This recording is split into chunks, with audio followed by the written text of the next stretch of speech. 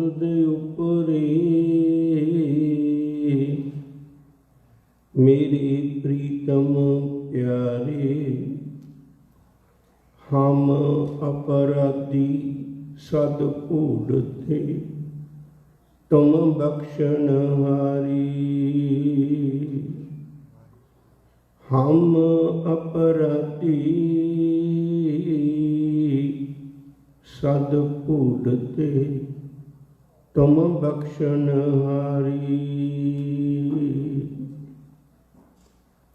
सतनाम वाहिगुरु साहिब जीओ। आवहो संत प्यारे हो। अकथ की करह कहानी। करह कहानी अकथ केरी। कित द्वारे पाइए तन मन धन सब सौंप गुरु को। हुक्म मनिए पाइए हुक्म मने हो गुरु कीरा। गावो सच्ची बाणी कहे नानक सुनो संतो। कथियो अकथ कहानी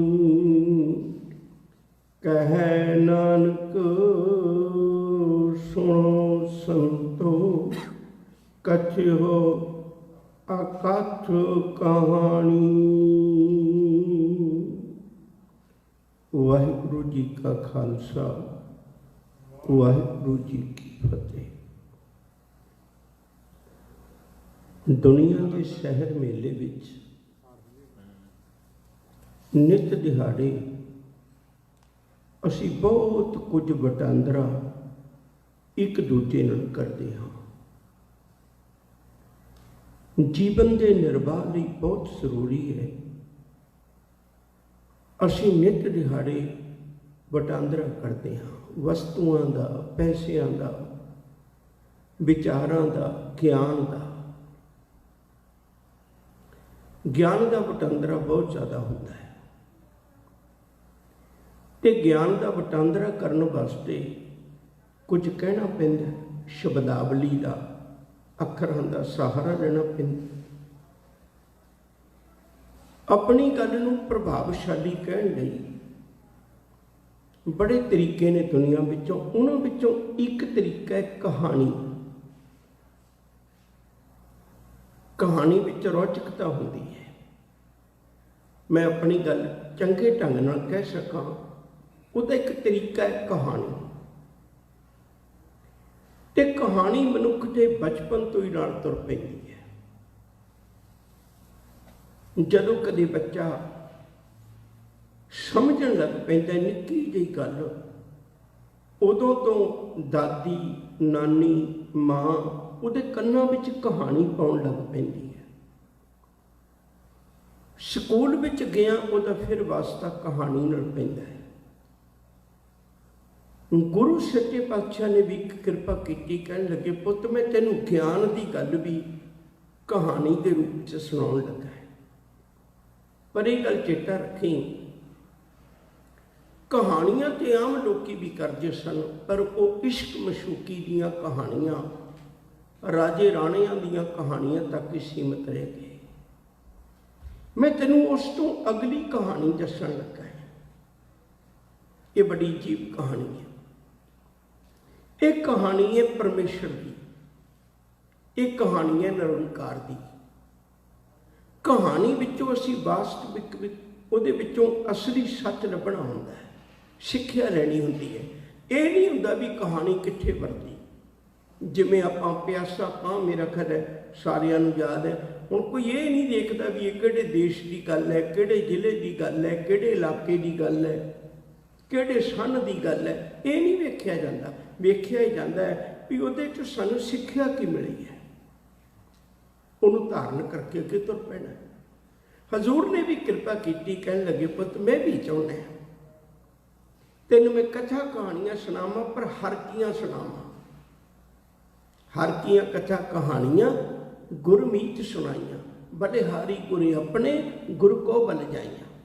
मैनू हरी दियाँ कथा गुरु ने सुनाइया, कहानियाँ गुरु ने सुनाइया। क्यों सुनाइया? क्योंकि उन्होंने पिछोकड़ है बहुत वधिया। बाबाणियाँ कहानियाँ पुत सपुत करेन, तेनू पता लगे भी उन्होंने कहानियाँ विचों सच की ते मैं की बनना है। तेरे जीवन के अगे कोई निशाना हो, तेरे जीवन में ये दात हो। प्रभु की अकथ कहानी जन बोले अमृत बाणी। सरवणी सुनी कहानियां जे गुर थी कृपाल। जे गुरु कृपा कर दे, कृपाल हो जाए मेरे ते, रहमत कर दे, तो मैं रब दियां कथा कहानियां सुना, तो मैं भी पुत तो सपुत बन सका, मैं भी अपने जीवन में चंगियां गल्लां धारण कर सका। अज हजूर ने बड़ी प्यारी दात बख्शिश की है। ये पिछली पौड़ी ना मैं हर रोज़ थोड़ा जिहा संबंध जोड़ के अगे तुरना चाहना है। जिवें पिछली पौड़ी में जिक्र आया सी भई रब्बा जिन्हों तू दात देना है तो उसे मिलती है, तो वो पात्र बनना पैंदा। हुण पात्र बनने की ढंग है, अज की पौड़ी में जिक्र आएगा। पात्र बनने ढंग है, आवो संत प्यारे हो। आवाज़ देखो कितनी प्यारी मारी है, आम लोगों को नहीं मारी। संत शब्द धार्मिक दुनिया का शब्द है। संत शब्द आम मनुख नाल नहीं जुड़ता। संत शब्द धार्मिक दुनिया तो आनंद मानने वाली शख्सियत नाल जुड़ता है। तो साहब कृपा करते हैं, आवो संत प्यारे हो अकथ की करें कहानी। कह लगे मैं संतां नूं तां बुलाया, ये भी किते राजे राणियां दियां कहानियां लेके ना बैठ जाना।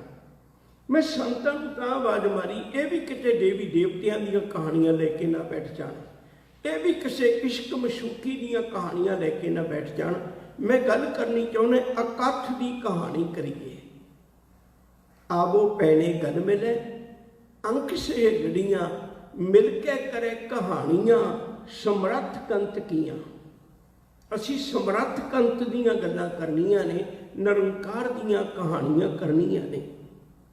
सतगुरु एक शब्द बड़ा अजीब जिहा ला दिता तुसीं अगे, वो शब्द है अकथ की करा कहानी। अकथ जिन्हों कथन ही नहीं किया जा सकता, फिर उसकी कहानी भी क्यों करनी है? जिन्हों कथन ही नहीं किया जा सकता, अणगिणत लोगों ने जोर लाया कथन करने लई। कईयां ने कलमां चलाइयां, और कलमां भी कागज ते नहीं चलाइयां।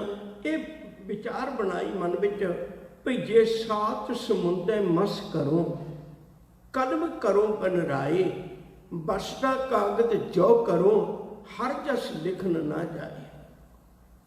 कोट कोटी मेरी आरजा, पवन पियन अपे आओ, चंद सूरज दो कुफे ना देखा, सुपने सौन ना थाओ, भी तेरी कीमत ना पवे, हम केवड आखा नाओ। गल ते तेरी कथन हो नहीं सकती। अकथ जी जिहड़ा है ही अकथ है। कथन कथी ना आवे टोट, कथ कथ कथी कोटी कोट कोट। कथ कथ कथी कोटी कोट कोट। कितने लोगों ने, करोड़ों लोगों ने तेरी कथा कर ली, अंत ते आउंदा कोई नहीं। जिन्हों कथिया ही नहीं जा सकता, ये दसिया ही नहीं जा सकता भी आ जिहड़ी गल कही है रब दे बारे च आखिरी है, इस तो अगे नहीं। जदों ये गल हो नहीं सकती, बड़े बड़े राजे महाराजे पीर पैगंबर सबनों की जिंदगी का एक अंतला शब्द हो सकता है, पर रब की कथा कहानी का अंतला शब्द नहीं हो सकता। जदों है ही अकथ, फिर उसकी कहानी क्यों करनी? गुरु अमरदास जी सच्चे पातशाह साहब कहते तां करनी है, करे कहानी अकथ तेरी कित दुआरे पाई है। इसलिए कथा कहानी करनी है। मैं ये सीखना चाहना तेरे कोलों भी रब नूं किस तरीके पाया जाता है, परमेश्वर को असीं किवें मिलीए। क्योंकि मैनू मनुखा दे ही मिली है रब दे मिलाप लई, पर मैनू ये तरीका नहीं पता मैं रब नाल मिला किवें, परमेश्वर नाल मिला किवें। ते तुसीं कृपा करो, मैं उस अकथ कहानी विचों ये लभना चाहना है। ये गल च कोई दोरावा नहीं, भी कथन नहीं किया जा सकता। छोटी जी एक बेनती करके अगे तुरांगे। मनुख के मन में एक बहुत बड़ा भरम है, और ये बहुत समा जिंदगी के नाल चलता है। किसी विरले का टुटता है भरम। भरम की है? ਮਨੁੱਖ ਇਹ ਅਹਿਸਾਨ ਕਰਦਾ ਵੀ ਮੈਂ ਤੇਰਾ ਪਾਠ ਕਰਿਆ, ਮੈਂ ਤੇਰੇ ਗੁਣ ਗਾਏ, ਤੇਰੀ ਪੂਜਾ ਪਾਠ ਪ੍ਰਤਿਸ਼ਠਾ ਕੁਛ ਵੀ ਕੀਤਾ,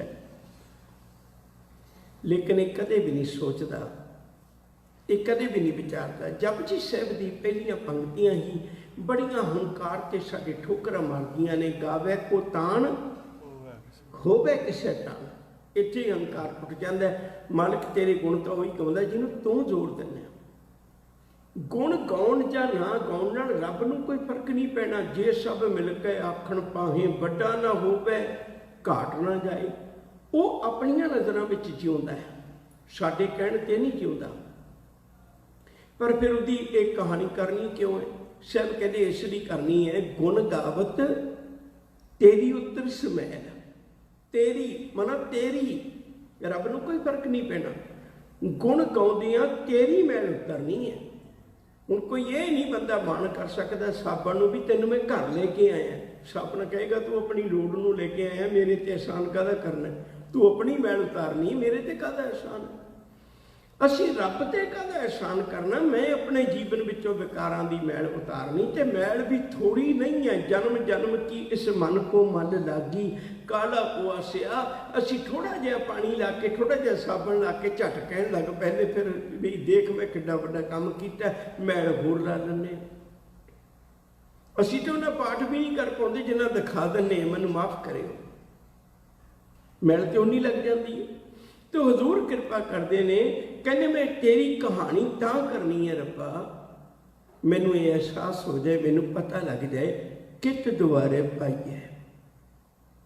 ਦੁਆਰੇ ਸ਼ਬਦ ਦਾ ਅਰਥ ਪ੍ਰੋਫੈਸਰ ਸਾਹਿਬ ਸਿੰਘ ਗਿਆਨੀ ਹਰਬੰਸ ਸਿੰਘ ਹੋਰਾਂ ਨੇ ਇਹ ਕੀਤਾ ਤਰੀਕਾ, ਵੀ ਕਿਹੜੇ ਤਰੀਕੇ ਨਾਲ, ਕਿਹੜੇ ਜ਼ਰੀਆ, ਕਿਸ ਢੰਗ ਨਾਲ ਮੈਂ ਪਰਮੇਸ਼ਰ ਨੂੰ ਮਿਲ ਸਕਦਾ। ਮੇਰੇ ਤੇ ਕਿਰਪਾ ਕਰੋ। ਦੁਆਰੇ ਦਾ ਅਰਥ ਦਰਵਾਜ਼ਾ ਵੀ ਹੁੰਦਾ ਹੈ। ਹੁਣ ਸਤਿਗੁਰੂ ਜਵਾਬ ਦਿੰਦੇ ਨੇ ਵੀ ਕਿਵੇਂ ਮਿਲ ਸਕਦਾ, ਕੀ ਤਰੀਕਾ ਹੈ। ਉਹ ਤਰੀਕਾ ਅਗਲੀ ਪੰਕਤੀ 'ਚ, ਤਨ ਮਨ ਧਨ ਸਭ ਸੌਂਪ ਗੁਰ ਕੋ, ਆਹ ਤਰੀਕਾ ਹੈ। ਅਰਥ ਬੜੇ ਸੌਖੇ ਨੇ, ਮੈਨੂੰ ਆਸ ਨਹੀਂ ਵੀ ਕਿਸੇ ਨੂੰ ਨਾ ਆਉਂਦੇ ਹੋਣ, ਫਿਰ ਵੀ ਮੈਂ ਇੱਕ ਵਾਰੀ ਅਰਥ ਕਰ ਦਿੰਦਾ। ਤਨ ਦਾ ਅਰਥ ਹੈ ਦੇਹੀ ਸਰੀਰ,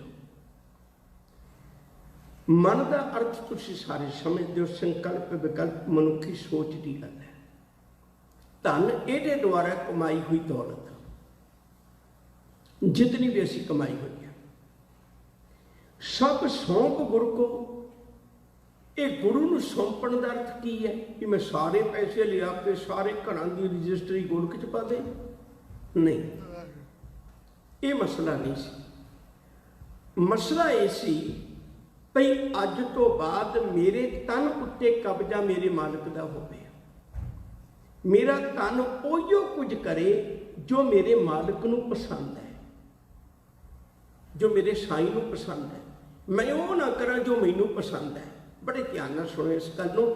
ਮਨੁੱਖ ਆਪਣੇ ਸਰੀਰ ਨੂੰ ਨਿੱਤ ਦਿਹਾੜੇ ਇਵੇਂ ਦਾ ਸ਼ਿੰਗਾਰਦਾ ਹੈ ਜਿਹੜਾ ਸੰਸਾਰ ਨੂੰ ਪ੍ਰਵਾਨ ਹੋ ਜਾਏ। ਮਨੁੱਖ ਆਪਣੇ ਸਰੀਰ ਨੂੰ ਇੱਕ ਦਿਨ ਵੀ ਇਹੋ ਜਿਹਾ ਨਹੀਂ ਸ਼ਿੰਗਾਰਦਾ ਜਿਹੜਾ ਸਾਈਂ ਨੂੰ ਪ੍ਰਵਾਨ ਹੋ ਜਾਏ।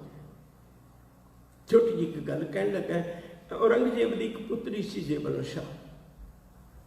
ਉਹਦੇ ਕੋਲ ਇੱਕ ਸ਼ੀਸ਼ਾ ਸੀ, ਭਰ ਜਵਾਨੀ ਦਾ ਵਕਤ ਹੁੰਦਾ ਹੈ। ਤੀਜੇ ਪਹਿਰੇ ਰਹਿਣ ਕੇ ਬਣ ਜਾ ਰਿਹਾ ਮਿੱਤਰਾ, ਧਨ ਜੋਬਨ ਸਿਓ ਚਿੱਤ। ਦੋ ਗੱਲਾਂ ਤੋਂ ਬੰਦੇ ਦਾ ਚਿੱਤ ਲੱਗਿਆ ਰਹਿੰਦਾ, ਇੱਕ ਜੋਬਨ ਦੀ, ਇੱਕ ਪੈਸੇ ਦੀ ਗੱਲ। ਤੇ ਉਹ ਘੜੀ ਘੜੀ ਸ਼ੀਸ਼ਾ ਦੇਖਦੀ ਹੁੰਦੀ ਸੀ। ਉਹਦੀ ਗੋਡੀ ਸੀ ਜਿਹੜੀ ਉਹ ਸ਼ੀਸ਼ਾ ਲੈ ਕੇ ਆਉਂਦੀ ਤੇ ਫਿਰ ਵਾਪਸ ਅੰਦਰ ਰੱਖਦੀ। ਇੱਕ ਵਾਰੀ ਸ਼ੀਸ਼ਾ ਦੇਖ ਕੇ ਜ਼ੇਬਲ ਸ਼ਾਹ ਨੇ ਭੇਜਿਆ ਤੇ ਉਹ ਅਚਾਨਕ ਬਜ਼ੁਰਗੀ ਉਮਰ ਸੀ, ਕੰਬਦੇ ਹੱਥਾਂ ਤੋਂ ਸ਼ੀਸ਼ਾ ਡਿੱਗ ਪਿਆ, ਟੁੱਟ ਗਿਆ। ਟੁੱਟਿਆ ਤੇ ਜ਼ੇਬਲ ਸ਼ਾਹ ਉਡੀਕਦੀ ਹੈ ਵੀ ਗੋਲੀ ਬਾਹਰ ਆਏਗੀ, ਉਹ ਅੰਦਰ ਹੀ ਹੈ ਮਹਲ ਦੇ। ਉਹਨੇ ਇੱਕ ਦੋ ਆਵਾਜ਼ਾਂ ਮਾਰੀਆਂ ਪਰ ਉਹ ਨਾ ਆਈ। ਆਖਰਕਾਰ ਉਹ ਕੰਬਦੇ ਹੱਥਾਂ ਨਾਲ ਆਈ, ਕਹਿਣ ਲੱਗੀ ਮੈਨੂੰ ਜਿੰਨਾ ਮਰਜ਼ੀ ਕੁੱਟ ਲੈ, ਮੈਂ ਗਲਤੀ ਬਹੁਤ ਵੱਡੀ ਕਰ ਬੈਠੀ ਹਾਂ, ਪਰ ਮੈਨੂੰ ਨੌਕਰੀ ਹੋਣਾ ਕੱਢੀ, ਮੇਰੇ ਬੱਚੇ ਰੁਲ ਜਾਣਗੇ।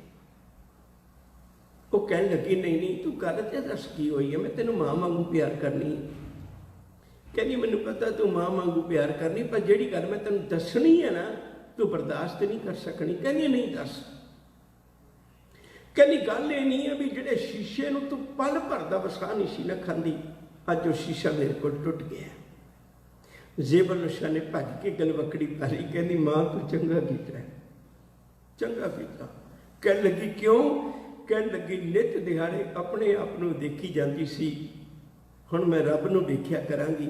सच करके जाणिओ तन अर्पण का अर्थ हुंदा है जदों मैनूं कोई कहे भी बहुत सुंदर है, किसी नूं भी कोई कहे भी बहुत सुंदर है, पर सिख अंदरों गुरु नूं कहे जय प्रसाद तेरा सुंदर रूप, सो प्रभ सिमरो सदा अनूप, अपने हंकार विच ना आवे। जो जाने मैं जोबनवंत सो होवत बिस्टा का जंत। तन अर्पण का अर्थ है मेरा तन मेरिया अखां वो वेखण जो गुरु कहंदियां ने, मेरे कन वो सुन जो गुरु कहते ने, मेरे हाथ वो करन जो गुरु कहते ने, मेरे पैर चल के उठे जान जो गुरु कहते ने। ये तन अर्पण का अर्थ है। मन अर्पण का अर्थ है मेरे मन च संकल्प विकल्प किहो जो उठते हैं। रजनीश ने एक बड़ी कमाल की गल कही सी किसी वेले, वो कहते लोगों दी नज़रां नूं छड्डो, तुसीं किसी वेले अद्धा घंटा अपनी कापी उत्ते आपे ही लिखियो भी पिछले अद्धे घंटे च मैं की सोचिया। कहते दुनिया नूं दिखाउणा तां एक पासे खुद बंदा आप भी पढ़ के लज्जत हो जाएगा, शर्मिंदा हो जाएगा, भाई यार मैं लोगों च कथा करने सोच मेरी इहो जी, मैं की सोचदा की ख्याल मैनूं आए। अपने मन सोच के देखियो। मन अर्पण करने का अर्थ है मेरे मन उत्ते मेरा कब्जा ना होवे, मेरे मन उत्ते मेरे गुरु का कब्जा होवे। मन नूं कमा ये जिन्ने भी संबोधन ने मानू ने, गुरबाणी विच बहुत ज़्यादा संबोधन जिहड़े ने वो मानू ने और अपने मानू ने।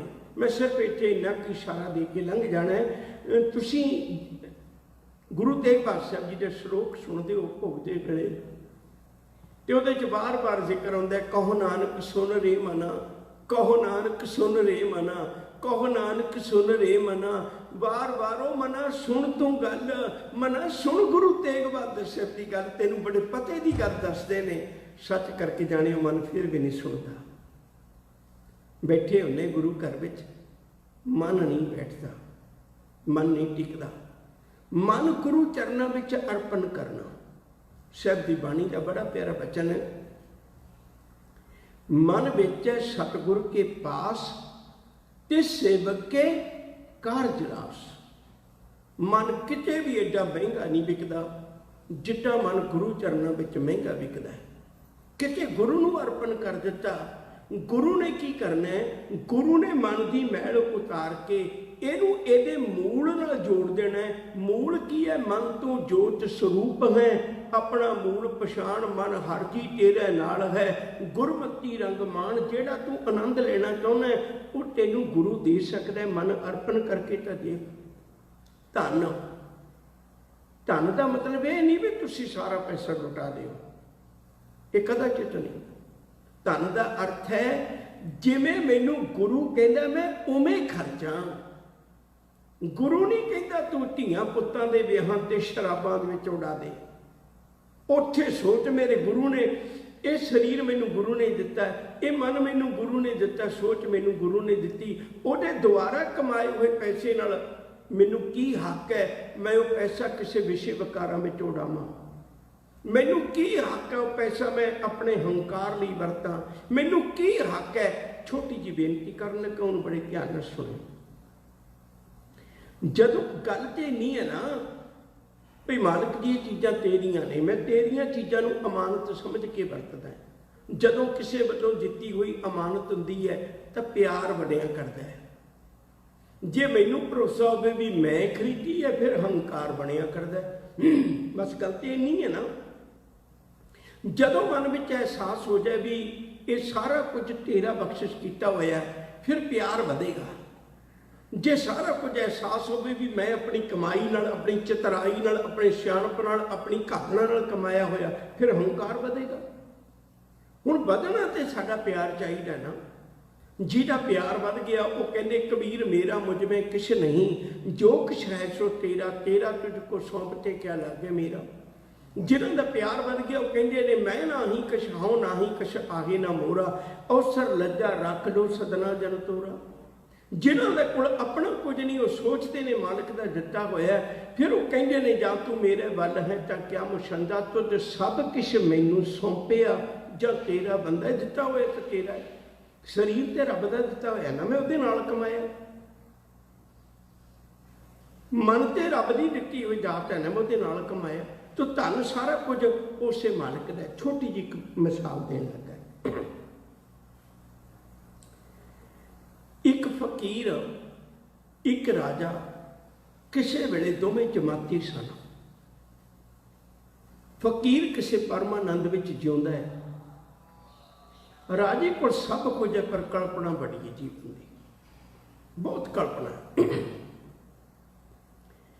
जदों उहदे कोल हर चीज़ है पर कल्पना जीवन की मुकदी नहीं, उन्हें सोचा अपना मित्र है, दोस्त है, तां की होया पुछ लेने। उन्हें फकीर नूं सुनेहा दिता, बुलाया, कह लगे भी सजना मैनू दस तू सुखी कि मेरे ने। वो फकीर कह लगे भी देख जमाती तो आप ठीक है, गल वखरी, पर हुण तेरा किता कोई है, मेरा कोई है।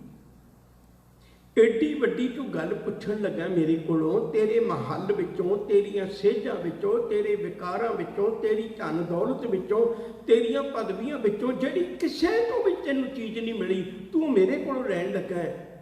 एडी कीमती चीज़ है, तो भेटा भी तो तैनूं कीमती रखनी होएगी कोई ना कोई। राजा बड़ा हैरान होया, कहण लगे तू यार शांति की गल दस किवें मिलेगी, मैं जो कहूँगा भेटा कर दिया।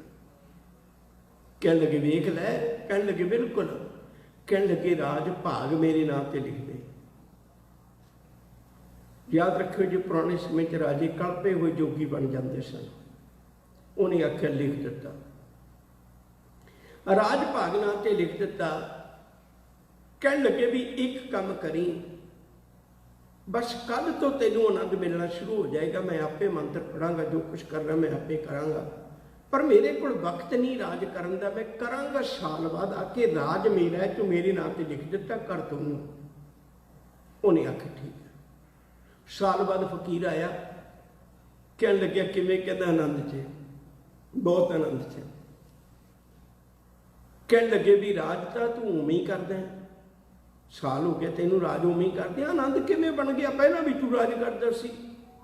कह लग्या मैं भी एक दिन घोखिया सी अपने आप नूं, मैनूं जवाब मिलिया अंदरों भई जे राज दीयां हद्दां वधदियां ने तां मन हंकारी नहीं हुंदा, इह तां बाबियां दा वाधा, मैं तां हुण लिख के दे ही दित्ता उन्हां नूं। जे राज घटदा है तां चिंता नहीं हुंदी, बाबियां दा ही घटदा, अपना की जाना, हुण तां पल्लिओ कुछ भी नहीं जाना।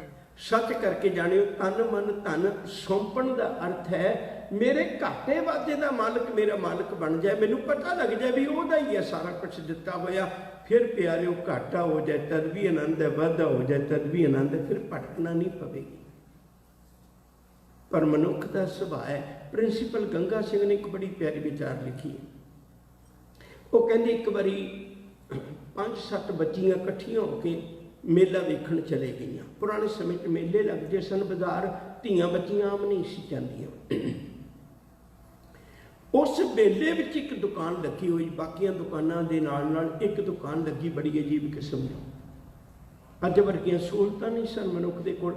दुकान की है भी वो पुराना कपड़ा लेंदा है, रंग के नवा बना के दे दिंदा है, ललारी है। वो बच्चियां उहदे कोल गईयां कि उन्हें आख्या भी असीं भी दुपट्टे रंगा लईए, बड़ा वधिया काम है, पुराना कपड़ा नवा दिसण लग पैंदा। वो जाके पुछदियां ने, पुछया जाए ललारी ताई वीरा इसकी दस मजूरी। हुण ललारी कहंदा 2 आने ते 4 को घड़ियां कपड़ा रहन जरूरी। कहंदा 2 आने लवांगा पर 4 घड़ियां तुहानूं कपड़ा छड्डना पेगा।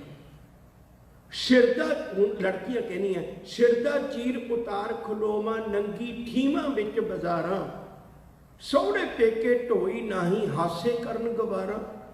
असीं लोक लाज भी तो देखनी किवें दे दईए कपड़ा रंगण वास्ते।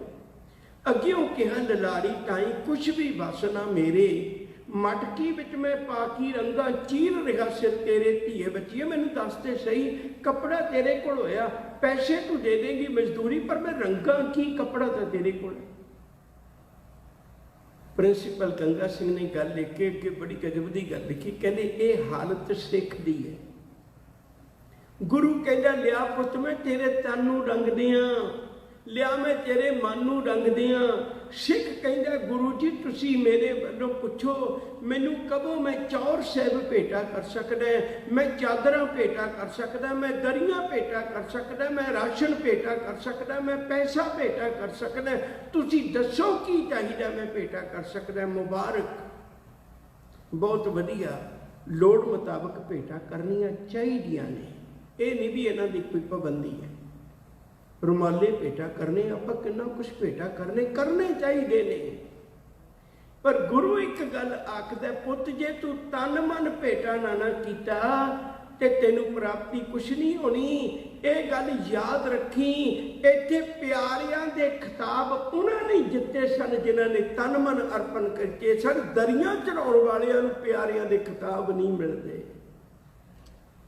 मुबारक तेरी सेवा प्रवान हो जाएगी। इत्थे चादरां चढ़ाउण वालियां नूं, इत्थे पैसिਆਂ ਦੀਆਂ पर्चियां कटाउण वालियां नूं प्यारियां दे खिताब नहीं मिलते। इत्थे प्यारियां दे खिताब उन्होंने मिलते हैं जिहड़ा दया सिंह गुरु के कहण उत्ते उठ के आ जाए, वो कहे मैनू सीस की लोड़ है। दया सिंह आके बेनती करे, सीस तो उदों का ही भेटा कर चुका है, दर्शन किए सी जदों मैं आन के जी। जे फिर भी अज तू परखना है, जे तू फिर भी चाहना है, दास हाजर है वेखो जमाए के जी। हाजर है दास तेरे चरणों में। सोहन सिंह शीतल दे बोलते बेनती कर रहे असां प्यार वालिओ, गुरु जी आखते ने तन मन धन सब सौंप गुरु को। फिर बंदे की आदत है भी जे मैं कुछ दे दियाँ तो हुण मेरा आखा मन्निया जाए। गुरुद्वारियां च लड़ाइयां किस गल दियां ने? धनी लोग पैसा दे के मुड़ के अपनी गल करवाना चाहते हैं भी मेरी गल कोई करे, दूजे की ना करे। हजूर कहते ने नहीं, तन मन धन सब सौंप गुरु को। हुक्म मन्ने, हुक्म मनाइए ना, हुक्म मन्ने पाइए। हुक्म मनी गुरु का, फिर तू रब नूं प्राप्त कर सकना है। आ तरीका है। हुक्म मन्नियो गुरु केरा। बड़े ध्यान नाल सुनो इस पंक्ति को, बहुत ध्यान नाल सुनो। जो ध्यान पासे भी होया तां भी आवाज मार दिओ। हुक्म मन्नियो गुरु केरा। साडे वर्गे किसी ज्ञानी का नहीं, साडे पल्ले कुछ नहीं। मैं बेनती कर हकीकत विच कहना, मैं जो जे तुसीं उहो जे असीं। एवें ना लोकां देहधारियां दे लड़ पकड़ के तुरदे रहो, किसे कुछ नहीं देना। मैं बहुत बारी बेनती करना, शोरूम दे बैठा जेड़े मालिक दा हुंदा ना, तो कई बारी आसे पासे बैठा हुंदा, जेड़ा सेल्समैन है ना, उहिओ अगे दिखाउंदा लोकां नूं समान। ते सानूं यूं लगदा भी यही मालिक है। सेल्समैन कोल तां एक रुमाल जोगा कपड़ा देण दी भी ताकत नहीं हुंदी। इस स्टोर दा मालिक तां गुरु है, असीं तां सेल्समैन है। सिर्फ तुहानूं गुरु दे गुण कढ कढ के दिखा रहे हैं। तुसीं खरीदना ते गल गुरु नाल करनी पेगी, साडे नाल नहीं। रेट वध घट वो कर सकदा है, असीं नहीं कर सकते, साडे पल्ले नहीं। हुक्म मन्नियो गुरु केरा। की गुरु का हुक्म है? गावो सच्ची बाणी। आ है गुरु का हुक्म। की है गुरु का हुक्म? हुक्म मन्नियो गुरु केरा, गावो सच्ची बाणी। मना तू सच्ची बाणी गा। बस एक दृष्टांत दे के मैं समाप्ति करने लगा। करीब करीब हर एक घर दे विच एक वक्त ऐसा होंदा है जदों घर दा आलना खिलरन लगदा है, पर सियाणी मां उस वेले आलने नूं खिलरन तो बचा लैंदी है। एक वक्त सारिਆਂ ਦੀ ਜ਼ਿੰਦਗੀ ਚ ਆਉਂਦਾ ਜਦੋਂ ਬੱਚਾ 18 ਕੁ ਸਾਲਾਂ ਤੋਂ ਲੈ ਕੇ 22 ਕੁ ਸਾਲਾਂ ਦੇ ਸਮੇਂ ਦੇ ਦਰਮਿਆਨ ਵਿਚਰਦਾ ਹੈ। ਉਦੋਂ ਕਈ ਵਾਰੀ ਬੱਚੇ ਨੂੰ ਕੋਈ ਨੌਕਰੀ ਨਹੀਂ ਮਿਲਦੀ ਜਾਂ ਕੰਮ ਕਾਰ ਨਹੀਂ ਕਰਦਾ ਤੇ ਬਾਪ ਕਲਪਦਾ ਹੈ। कई बारी बच्चा भी अगे बोल पैंदा है, हुण विच मां कड़ी है, बाप भी तड़पदा है। जदों बाप शाम नूं आया काम तो पुछया भी किवें है, हालांकि उन्होंने चेते भी नहीं बच्चे नूं। मां कहण लगी अज सारी दिहाड़ी उदास किया फिरदा रहा, पछतावा करदा सी, बापू अगे नहीं सी बोलना चाहिए, पिता अगे नहीं सी बोलना चाहिए, पछतावा करदा सी। हालांकि कीता भी नहीं हुंदा उहने। ਦੂਜੇ ਪਾਸੇ ਪੁੱਤ ਨੂੰ ਪੁੱਛਦੀ ਵੀ ਤੇਰਾ ਬਾਪ ਅੱਜ ਸਾਰੀ ਦਿਹਾੜੀ ਉਦਾਸ ਰਿਹਾ, ਉਹਨੇ ਰੋਟੀ ਵੀ ਨਹੀਂ ਖਾਧੀ ਦੁਪਹਿਰ ਨੂੰ। ਪੁੱਤ ਪੁੱਛਦਾ ਕਿਉਂ? ਕਹਿੰਦੀ ਕਮਲਿਆ ਜੇ ਉਹਨੇ ਝਿੜਕੀ ਦਿੱਤਾ ਸੀ ਇੰਨੀ ਗੱਲ ਪਿੱਛੇ ਤੂੰ ਐਡਾ ਬੁਰਾ ਮਨਾ ਗਿਆ। ਹੁਣ ਜਦੋਂ ਸ਼ਾਮੀ ਆਏਗਾ ਬਾਪ ਉਹਨੂੰ ਕਹਿ ਦੀ ਪਿਤਾ ਜੀ ਮੈਨੂੰ ਮਾਫ ਕਰ ਦਿਓ, ਹੋਰ ਕੁਛ ਨਾ ਕਮੀ, ਬਾਕੀ ਮੈਂ ਸਾਂਭ ਲਾਂਗੀ। ਮਾਂ ਨੇ ਦੋਨੇ ਪਾਸੇ ਰੋਲ ਨਿਭਾਤਾ। ਪੁੱਤ ਨੂੰ ਕਹਿ ਦਿੱਤਾ ਮਾਫੀ ਮੰਗ ਲਈ, ਪਤੀ ਨੂੰ ਕਹਿ ਦਿੱਤਾ ਜੇ ਆਇਆ ਤਾਂ ਮਾਫ ਕਰ ਦਿਓ, ਹੁਣ ਪਿਛਲੀਆਂ ਗੱਲਾਂ ਬੋਲ ਕੇ ਨਾ ਬੈਠ ਜਾਓ। ਪੁੱਤ ਨੇ ਆ ਕੇ ਆਖ ਦਿੱਤਾ ਪਿਤਾ ਜੀ ਮਾਫੀ ਮੰਗਣਾ ਗਲਤੀ ਹੋ ਗਈ। ਪਤਾ ਹੈ ਪਤੀ ਨੂੰ ਪਤਾ ਹੈ, ਪਿਤਾ ਨੂੰ ਪਤਾ ਹੈ ਵੀ ਸ਼ਬਦ ਸਿਖਾਏ ਹੋਏ ਮੇਰੀ ਘਰਵਾਲੀ ਦੇ ਨੇ, ਮੇਰੇ ਬੱਚੇ ਦੇ ਨਹੀਂ ਹੈ, ਫਿਰ ਵੀ ਉਹ ਮਾਫ ਕਰ ਦਿੰਦੇ।